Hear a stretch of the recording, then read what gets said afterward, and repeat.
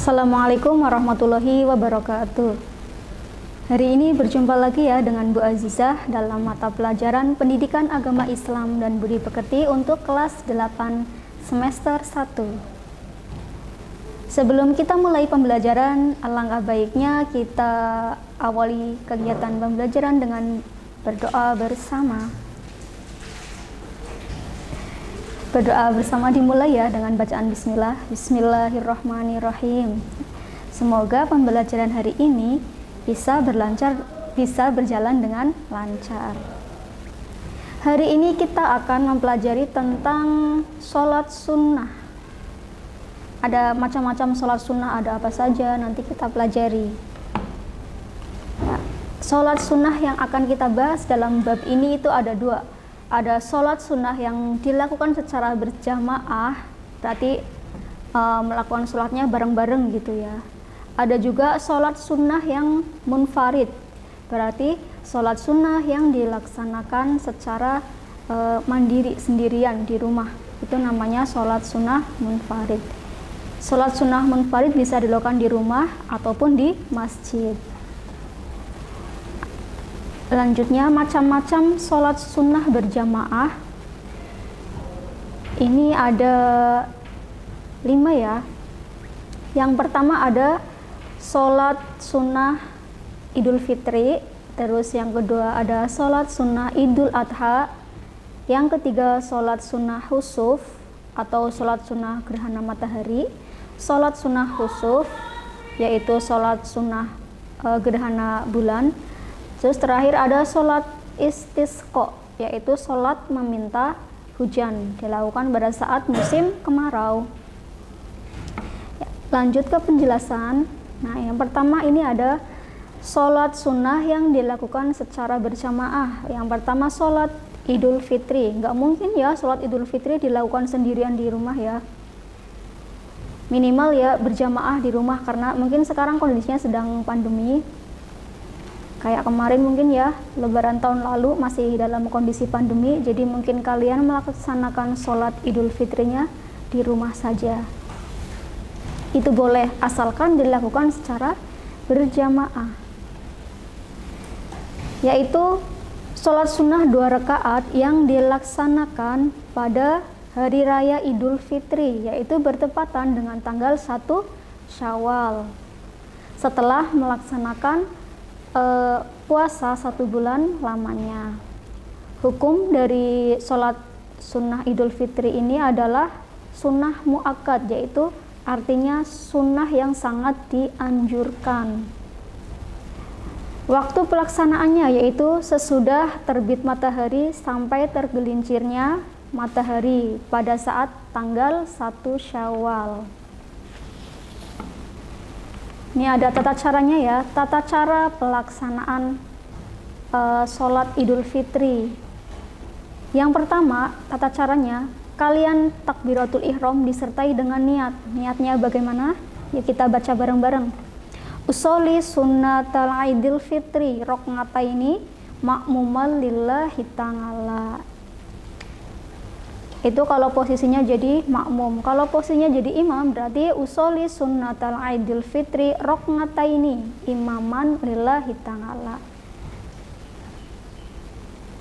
Terus rakaat yang pertama ini kan membaca iftitah sebanyak 7 kali. Allahu Akbar, Allahu Akbar. Itu sampai 7 kali ya. Sambil mengangkat tangan, Allahu Akbar, Allahu Akbar, sampai 7 kali kayak gitu. Terus setelah membaca iftitah atau takbir 7 kali ini kemudian dilanjutkan dengan membaca Al-Fatihah. Setelah Al-Fatihah selesai dilanjutkan dengan bacaan surat-suratan. Ya, salah satu surah yang ada di dalam Al-Quran. Terus pada rakaat kedua itu takbirnya sebanyak 5 kali. Tadi kalau rakaat pertama takbirnya 7 kali, terus kalau rakaat yang kedua takbirnya cukup 5 kali.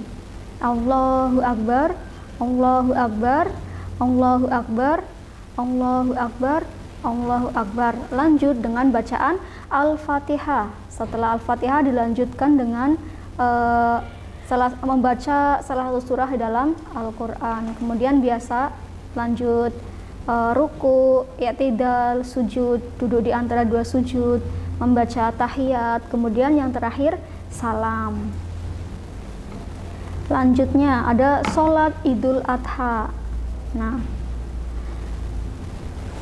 sholat Idul Adha adalah sholat yang dilaksanakan pada saat hari raya kurban kemarin ya. Sholat ini dilaksanakan pada hari atau pada tanggal ke-10 Zulhijjah bertepatan dengan pelaksanaan rangkaian ibadah haji di Tanah Suci. Nah, tata caranya bagaimana? Ini ada tata caranya ya. Tata cara pelaksanaan sholat Idul Adha. Nah, pertama, kalian niat disertai dengan takbiratul ihram. Jadi kalian mengangkat tangan, tapi di hatinya kalian mengucapkan niat usolli sunnatal Idul Adha roknataini ma'mumal lillahi ta'ala. Nah, setelah membaca niat, kemudian dilanjutkan membaca Al-Fatihah. Ulangi ya tadi. Ulangi lagi. Yang pertama tadi membaca niat disertai dengan takbiratul ihram. Tadi membaca niatnya usolli sunnatal Idul Adha roknataini ma'mumal lillahi ta'ala. Nah, setelah membaca niat, kemudian dilanjutkan dengan membaca takbir 7 kali sambil mengangkat tangan. Jadi tata cara sholat Idul Fitri itu sama kayak tata caranya sholat sunnah Idul Adha. Tadi yang rakaat pertama membaca takbir sebanyak 7 kali sambil mengangkat tangan. Nah, setelah itu kemudian dilanjut dengan membaca surah Al-Fatihah. Setelah membaca surat Al-Fatihah, kemudian membaca salah satu surah di dalam Al-Quran. Kemudian pada rakaat kedua, yaitu membaca takbir sebanyak 5 kali sambil mengangkat tangan, Allahu Akbar, ini 5 kali. Setelah itu dilanjut dengan membaca surah Al-Fatihah. Setelah itu, setelah surat Al-Fatihah, membaca salah satu surah di dalam Al-Quran. Kemudian setelah itu ruku, i'tidal, sujud, duduk di antara dua sujud lagi, kemudian duduk tasyahud akhir, diakhiri dengan salam. Jadi prosesnya sama kayak sholat Idul Fitri. Yang membedakan cuma niatnya. Lanjutnya ada sholat sunnah berjamaah.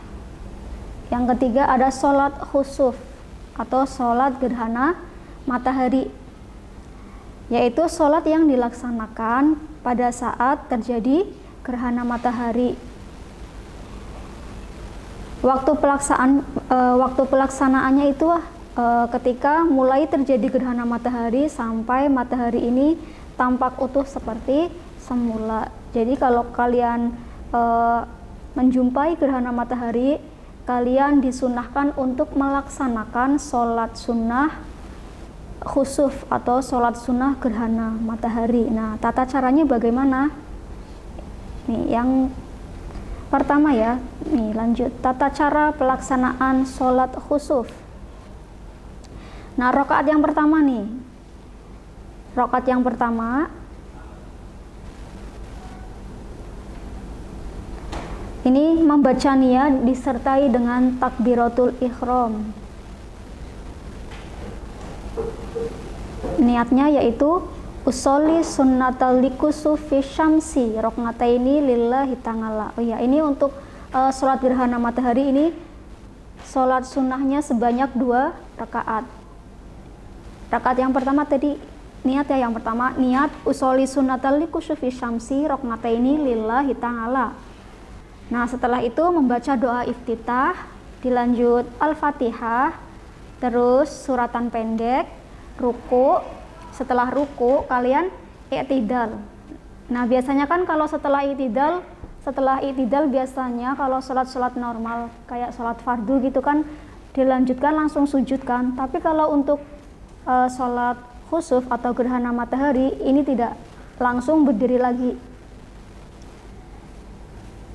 Berdiri lagi membaca Quran, berdiri lagi membaca Al-Fatihah. Setelah Al-Fatihah suratan pendek.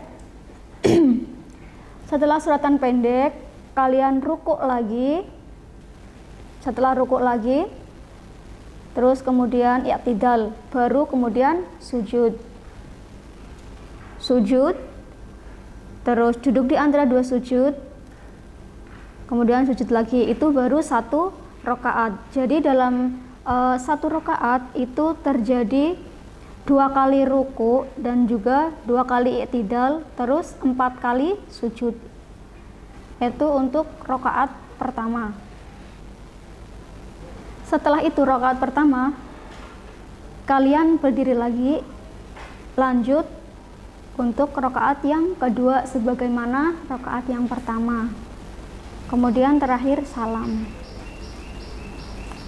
Lanjutnya ada sholat khusuf atau sholat gerhana bulan, yaitu sholat sunnah yang dilaksanakan apabila terjadi gerhana rembulan. Waktu pelaksanaannya yaitu ketika mulai terjadinya gerhana bulan sampai bulan itu utuh kembali. Sholat sunnahnya ini dilaksanakan sebanyak 2 rakaat. Tata cara sholat khusuf yaitu yang pertama ini ya. Jadi tata cara pelaksanaan sholat khusuf ini sama kayak sholat yang khusuf. Kalau yang khusuf itu matahari, yang khusuf pakai H itu ya, itu yang rembulan. Rakaat pertama yaitu kalian niat dulu disertai dengan takbiratul ihram, Allahu Akbar, kemudian niat usoli sunatal li khusufil qamari roknataini lillahi ta'ala. Kemudian membaca doa iftitah, Al-Fatihah, membaca surah dalam Al-Quran, ruku, kemudian i'tidal. Terus berdiri lagi untuk membaca surah Al-Fatihah, membaca surah dalam Al-Quran, kemudian ruku, i'tidal, langsung sujud. Setelah sujud, duduk di antara dua sujud, sujud, kemudian lanjut ke rakaat yang kedua sebagaimana rakaat yang pertama. Terakhir diakhiri dengan salam. Yang terakhir ini ada sholat istisqa, yaitu sholat yang dilaksanakan pada saat musim kemarau panjang. Jadi di mana-mana terjadi kekeringan, tidak ada hujan. Jadi sholat istisqa itu artinya sholat untuk meminta hujan. Sholat sunnahnya itu dilaksanakan sebanyak 2 rakaat. Biasanya sholat istisqa ini dilaksanakan di lapangan gitu.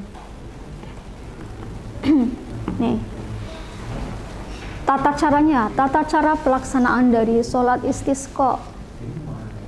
Nih, setelah semua orang siap, kira-kira makmumnya sudah siap untuk melaksanakan sholat, ini muadzinnya tidak perlu mengumandangkan azan ataupun iqomat, yaitu cukup dengan seruan as-sholatul jami'ah kayak gitu. Nggak perlu ada azan atau iqomah, tapi hanya as-sholatul jami'ah. Kemudian sholat sunnah ini dilaksanakan seperti sholat sunnah yang lainnya. Nah, setelah nanti selesai salam, khotibnya atau imamnya ini membaca 2 khutbah. Pada khutbah yang pertama ini dimulai dengan membaca istighfar sebanyak 9 kali, dan takbir yang kedua ini dimulai dengan terus khutbah yang kedua ini ya maksudnya. Khutbah yang kedua ini dimulai dengan membaca istighfar sebanyak 7 kali. Jadi kalau sholat istisqa itu tata caranya sama kayak sholat sunnah yang lain, dilaksanakan sebanyak 2 rakaat, tidak ada azan atau iqomah. Muadzin cukup mengumandangkan as-sholatul jami'ah kayak gitu. Kemudian imam memberikan isyarat agar shaf dirapikan, kemudian langsung dilaksanakan sholat. Biasanya sholat istisqa ini atau sholat meminta hujan ini dilaksanakan di lapangan. Terus pada saat setelah selesai sholat ini ada 2 khutbah. Khutbah yang pertama itu diawali dengan bacaan istighfar sebanyak 8 kali. Setelah khutbah yang pertama selesai dilanjut dengan khutbah yang kedua, diawali dengan bacaan istighfar sebanyak 7 kali. Bacaannya dari sholat istisqa itu adalah ini: usolli sunnatal istisqai roknataini lillahi ta'ala. Kalau kalian posisinya jadi makmum berarti usolli sunnatal istisqai roknataini makmumal lillahi ta'ala. Ya. Cukup sekian ya pembelajaran hari ini. Kita belajar tentang sholat-sholat sunnah yang dilakukan secara berjamaah. Tadi ada 5 macam ya. Yang pertama ada sholat sunnah Idul Fitri, yang kedua tadi sholat sunnah Idul Adha, yang ketiga ada sholat sunnah gerhana matahari, yang keempat tadi kita juga membahas tentang sholat sunnah gerhana bulan, yang terakhir tadi sholat sunnah istisqa atau sholat sunnah meminta hujan. Ya, mungkin cukup sekian ya pembelajaran hari ini. Billahi taufiq wal hidayah. Wassalamualaikum warahmatullahi wabarakatuh.